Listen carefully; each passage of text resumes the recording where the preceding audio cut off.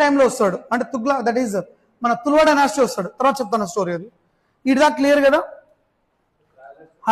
Travellers mill travellers ఒకతను ఇవన్ Battuta, వీడు హరియర్ టైంలో వచ్చాడు.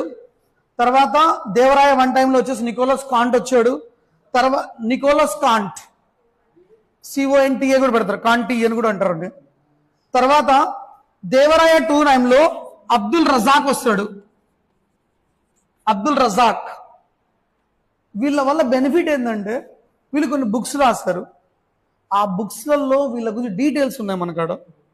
సో దీనివల్ల మనకి ఏమర్థం అవుతుంది అంటే ఇంత బాగా ఉండేదా అని ఒక డేటా కనపడింది అక్కడ. ఇప్పుడు దీంట్లో అబ్దుల్ రజాక్ గురించి కొంచెం మాట్లాడుకోవాలి. మనకు ఆదిత్య 369 మూవీ ఒకటి ఉంది, బాలకృష్ణ మూవీ. సినిమాలో కొన్ని మెసేజ్ మనకి ఇచ్చాడు.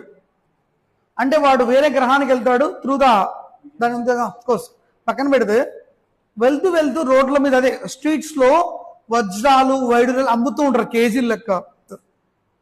రూల్ ప్రకారంగా అది ఎప్పుడు జరిగింది అంటే దేవరాయ 2 టైంలో జరిగింది. అది అంటే సంగమ డైనాసిటీలో జరిగింది. అర్థమవుతుంది కదా. సో దేవరాయ 2 టైంలో వీడు ఒక బుక్ లో రాశాడు దాని గురించి.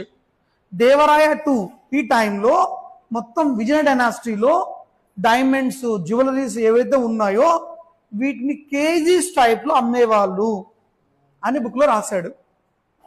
ఇండైరెక్ట్ మన క్వశ్చన్ కూడా పడుతుంది. రజాక్ దేన్ని స్పెసిఫై చేశాడు? ట్రెజరీని ఫోకస్ చేశాడు ఇతను. అంటే మన ఇండియాలో ఎక్కువ ట్రెజర్ ఉందని చెప్పి చెప్పుకోవడం స్టార్ట్ అయింది ఇతనే కాదు, ఇంకా చాలా చెప్పాడు తను, చాలా చెప్పాడు.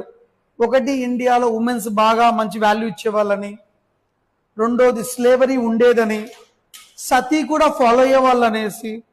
తర్వాత ఈ క్యాస్ట్ సిస్టమ్ కి బాగా వాల్యూ ఇచ్చేవాళ్ళు అనేసి చాలా డేటా పెట్టారు ఇతను. ఇదంతా మన ఎగ్జామ్లో పడకపోవచ్చు, ఎందుకంటే అంత డెప్త్ అపోడు. డైరెక్ట్ క్వశ్చనే, రజాక్ ఎవరు టైంలో వచ్చాడు, నికోలస్ కాంట్ ఎవరు టైంలో వచ్చాడు.